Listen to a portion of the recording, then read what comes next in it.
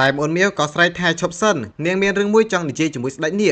ាគក៏អូខេព្រោះនាងក៏មានសំណួរខ្លះចង់សួរទៅកាន់អូនមៀវដែរទាំងពីរនាក់ teleport ទៅកន្លែងមួយទៀតបាត់បន្សល់ទុកតាអ្នកគ្រូជាមួយឈូសៀវឈូអេអុញនៅនឹងហើយវាក៏សួរថាអ្នកគ្រូឯងមានកូនតាំងពីពេលណាចម្លើយគឺតាំងពីពេលដែលបាយណៃគ្នាដំបូងមកម៉េះឬភ្លាមគឺកាន់តាកៀងផ្លេតចុយអញ្ចឹងបានន័យថាតាំងពី2ឆ្នាំមុនរួចក៏ងើបមកសួរម្ដងហើយអ្នកមីងលួយីអីបានដឹងពីរឿងនឹងដែរហើយមិនបានជាលាក់បាំងតែរូបគេតែម្នាក់ឯងអញ្ចឹងបើដៀក៏សួរគេដឹងពីរឿងមួយនឹងឬក៏អត់មានអីខុសគ្នាតែសួរទៅចប់ក៏ត្រូវឈូសៀវចាប់អោបអ្នកគ្រូនៅតែព្យាយាមរើកិច្ចពីគេចេញចឹងតាមមើលខ្លាចថាឈូសៀវដឹងថានាងមានកូនហើយគឺលេងគោរពនាងអីចឹងណាគំរាមទៅគេវិញថានាងអាចយកកូនចេញបានគ្រប់ពេលវេលាតែឈូសៀវក៏តម្លើងសំឡេងសាកមើលហើយក៏នឹកឃើញសួរថារយៈពេល2ឆ្នាំហើយមិនបានជាពោះបើនាងនៅតែទួចដដែលអញ្ចឹងឬក៏កូននឹងដូចជាណាចាមីនអ្នកគ្រូក៏តបកុំនិយាយទៅពីពួកគេគឺតែងតែស្រូបយកនៅកម្លាំងធាតុផែនដីនិងមេឃាម្ដងឡើងច្រើននិយាយទៅគឺត្រូវការស្រូបយកវត្ថុទិព្វជាច្រើនទៀតទើបអាចលូតលាស់មានសុខភាពល្អឬពាក្យថាពួកគេភ្លាមឈូសៀវគឺកាន់តាកៀងចុយហើយមានន័យថាកូននឹងមិនមែនមានតែមួយទេណោះនិយាយពាក្យសុទ្ធតែពួកគេយ៉ាងតិចក៏2ទៅ3នាក់ដែរមកដល់កញ្ញាមៀវជាមួយនឹងស្ដេចនាគនិយាយគ្នាមិនទូនាងក៏យកសាច់រឿងខ្លះហើយអញ្ចឹងបានន័យថាគឺមុនឯងទៅអោយដៃជួយឈូសៀវទៅចម្រាញ់ដាវអធិរាជនឹងបដ យមែនអូនមៀវតបដាវអធិរាជនឹងការពិតគឺជារបស់គេស្រាប់តើនិយាយពាក្យថាឯងទៅជួយគេគឺដូចជាមិនត្រូវទេស្ដេចនាគក៏យល់ភ្លេតអញ្ចឹងឯងតើបានកម្លាំងធាតុរបស់វារាំងស្តៀងតាមមើលទៅអ្នកទាំងពីរគឺសុទ្ធតែធ្លាប់ស្គាល់ឈូសៀវរួចហើយអូនមៀវក៏ដឹងថាបើសិនជាធាននោះរកឃើញពីវត្តមានរបស់ឈូសៀវប្រកាសជាប្រើគ្រប់វិធីសាស្ត្រដើម្បីសម្លាប់គេចូលសួរទៅកាន់ស្ដេចនាគថានាងសុកចិត្តមើលឈូសៀវងាប់មែនដឹងអត្តសញ្ញាណពិតប្រាកដរបស់ឈូសៀវហើយស្ដេចនាគក៏យល់ព្រមសន្យាថានឹងជួយការពារឈូសៀវនៅពេលដែលគេមានគ្រោះថ្នាក់ដល់ជីវិតប៉ុន្តែគឺមានសំណើមួយដោយសារតែចំណិនរបស់នាងឥឡូវនេះវិធីសាស្ត្រដែលបូជាខ្លួនឯងមុនពេលស្លាប់ដើម្បីបង្កើតពងនាគថ្មីគឺវាប្រើការលេងកើតទៀតហើយដោយសារមូលហេតុមួយចំនួនអញ្ចឹងក៏ដាក់លក្ខខណ្ឌមួយបើសិនជាឈូសៀវយល់ព្រមបែកណៃជាមួយនាងដើម្បីបង្កើតពូជបន្សល់ទុកនៅកូននាគថ្មី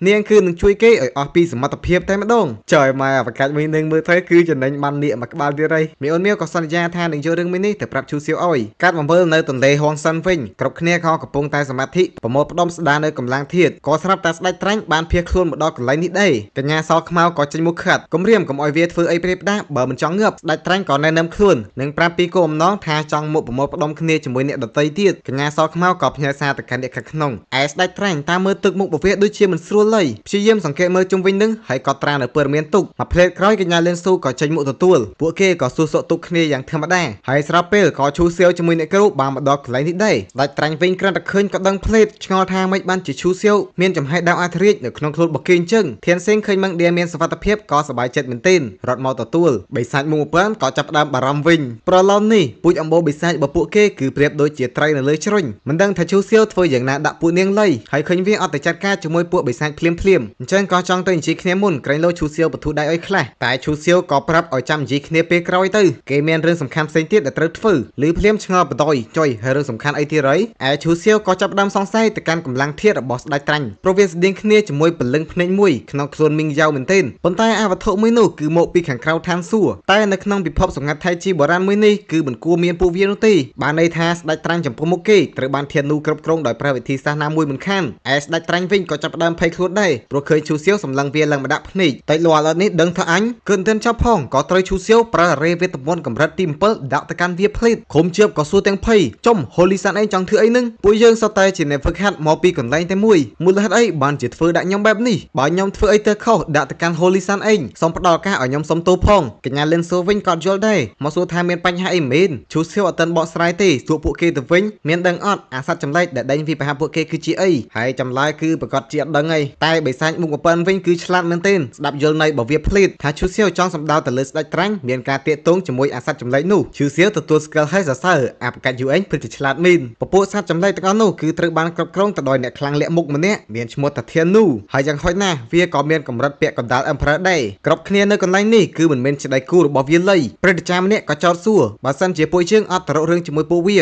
អញ្ចឹងតើពួកវានៅតែតាមសម្រាប់ពួកយើងទៀតអត់អ្នកខ្លះក៏យល់ស្របនឹងអីឲ្យតែពួកយើងអត់ទៅបង្កបញ្ហាជាមួយពួកវាទៅបានណាបើថាពិបាកពេកលាក់តែខ្លួននៅកន្លែងនេះក៏មានសុវត្ថិភាពដែរចាំច្រកទ្វារបើកចាំពួកយើងត្រឡប់ទៅវិញតែឈូសៀវក៏សួរសំណួរដ៏ចោកមួយពួកដៃឯងត្រូវធាននោះដេញតាមសម្រាប់នឹងគឺមកពីទៅបង្ករឿងជាមួយពួកវាមែនហើយស្អីក៏ភ្លើខ្លាំងម៉េះធាននោះនឹងគឺសាហាវព្រៃផ្សៃចង់សម្លាប់នៅពូជសាសមានជីវិតទាំងអស់ក្រៅតែពីខ្លួនឯងអញ្ចឹងសាកគិតមើលលាក់ខ្លួននៅកន្លែងនេះអាចកិច្ចពីពួកវាបានអត់ឬសម្ដីនេះពួកគេក៏ចាប់ ផ្ដើមដឹងខ្លួនដរាបណាដែលពួកគេស្ថិតនៅក្នុងពិភពថៃជីបុរាណគឺគ្មានកន្លែងណាដែលអាចគេចបានឡើយចឹងនឹមគ្នាភ័យបដ យធ្វើមិនទេនេះចាំងឹបមានឯមុខមកពឿនក៏លឺឡើងផងដែរថាការពិតទៅវាក៏មានអារម្មណ៍ថាបែកស្ដេចត្រាញ់មួយនេះខុសពីប្រកក្តីដែរឈូសៀវចាប់អារម្មណ៍បដ យចុយអាបកាច់យូឯងមានសមត្ថភាពបែបនឹងផងវាក៏តបមិនអោយសង្ស័យមិនអាពេលដែលអញមានរាងកាយជាមនុស្សប្រុសអញទៅបកប្រើកូនប្រុសរបស់វាហើយទៅចាប់ប្រពន្ធរបស់វាបាយណៃទៀតធ្វើវានឹងស្អប់មុខអញខ្លាំងមែនទែនដល់ឥឡូវពេលឃើញមុខអញមានប្រតិកម្មអីមែនតិចអ្នកគ្រូដែលលឺស្ដាប់ឮគឺខ្ពើមជាមួយសម្ដីអាបកាច់នឹងជាខ្លាំ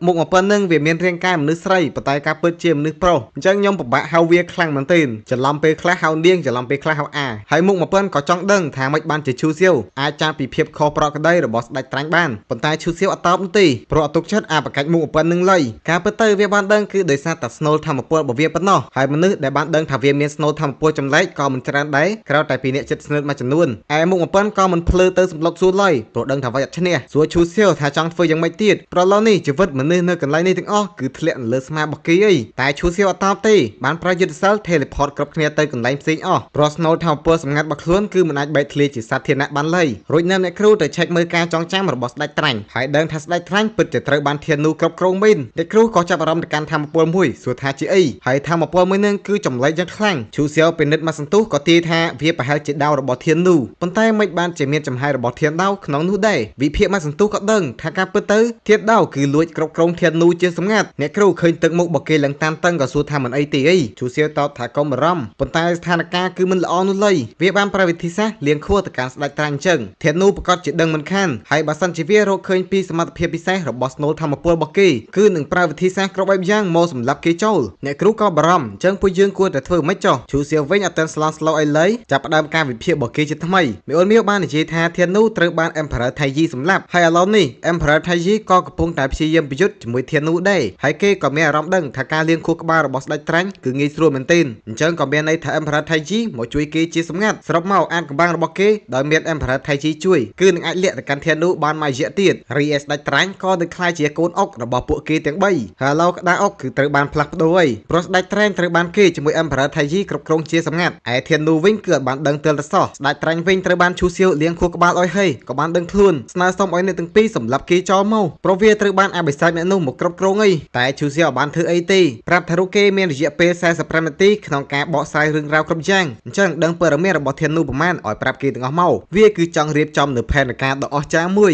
និយាយបដៅក៏ញញឹមយ៉ាងពឹសពុលបដៅសួរចម្លើយអីចប់ក៏បានដើរត្រឡប់មកវិញសម្ដៅមកកាន់បិសាចមុខពឿននិយាយថាគេបានរៀបចំនៅផែនការរួចអស់ហើយនៅសល់តែជំហានចុងក្រោយប៉ុណ្ណោះគឺតម្រូវឲ្យគ្រប់គ្នាសហការជាមួយនិយាយបដៅក៏ដកយកនៅថ្នាំមកដល់បដៅឃើញភ្លាមមុខពឿនក៏ចំហមើលដឹងថាវាគឺជាថ្នាំសាកសពពលឹងអាចឈូសៀវហើយចង់ធ្វើអីវាក៏បកស្រាយរឿងគ្រប់យ៉ាងស្ដេចត្រាញ់ត្រូវបានគ្រប់គ្រងទៅដោយធានូប៉ុន្តែវាបានប្រើវិជាសម្ងាត់ទៅគ្រប់គ្រងស្ដេចត្រាញ់បានវិញហើយបិសាចមុខពឿនក៏យល់ភ្លេចសរុបមកជនបង្កប់របស់ធានូគឺខ្លាយជាជនបង្កប់របស់គេវិញម្ដងក្នុងចិត្តក៏សរសើរថាអាបកាច់ឈូសៀវនេះពិតជាល្បិចច្រើនមែនឈូសៀវបន្ថែមវាបានលុបនៅការចងចាំរបស់ស្ដេចត្រាញ់ពីកន្លែងមួយនេះអស់ហើយក្រែងលោការសម្ដែងរបស់វាកាក់ពេកត្រូវធានូចាប់បានអញ្ចឹងក៏មានន័យថាឥឡូវនេះស្ដេចត្រាញ់ក៏មិនដឹងដែរថាវាគឺជាជនបង្កប់របស់ឈូសៀវនៅតែគិតថាខ្លួនវាគឺជាជនបង្កប់របស់ធានូដដែលហើយវិធីសាស្ត្រមួយនេះគឺល្អឥតខ្ចោះមែនទែនសូម្បីតែអ្នកខ្លាំងដូចជាធានូក៏មិនអាចដឹងបានប៉ុន្តែគឺមានបញ្ហាមួយបើសិនជាមនុស្សនៅកន្លែងនេះសូម្បីតែម្នាក់ត្រូវបានធានូចាប់ខ្លួនហើយទៅឆែកការចងចាំមើលតាមបន្តិចប្រកាសជាបានដឹងពីផែនការអស់មិនខានអញ្ចឹងហើយបានជាឈូសៀវរៀបចំនៅថ្នាំទាំងអស់នេះដែលវាមានសមត្ថភាពកុំឲ្យគេឆែកមើលការចងចាំលេបវាហើយត្រូវបានគេចាប់ឆែកមើលការចងចាំភ្លាមថ្នាំនឹងដំណើរការទៅបំផ្លាញពលឹងមនុស្សម្នាក់នោះភ្លាមមិនឲ្យបែកធ្លាយព័ត៌មានឡើយនិយាយចប់ក៏ឲ្យគ្រប់គ្នាមកតម្រង់ជួរយកម្នាក់មកក្រាបទៅ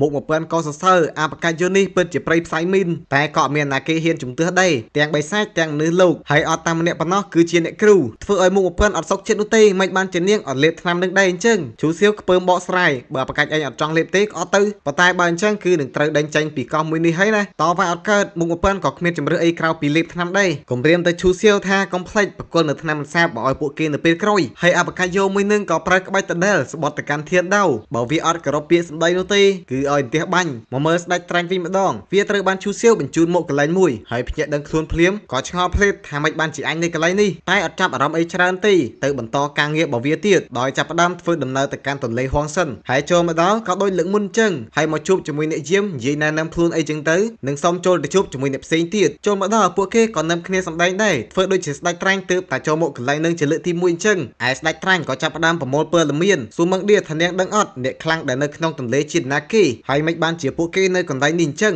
មឹងឌៀក៏បកស្រាយទៅនាងតបថាអ្នកខ្លាំងទាំងអស់នោះសុទ្ធតែជាសាកសពអាយ៉ងហើយនាំគ្នាមកប្រមូលផ្ដុំនៅកន្លែងនេះក៏ដោយសារតែត្រូវបានសត្វចម្លែកមកវាយប្រហារប៉ុន្តែសំណាងល្អត្រូវបានម្ចាស់កន្លែងនេះជួយទាន់ពេលផ្ដល់កន្លែងឲ្យលាក់ខ្លួន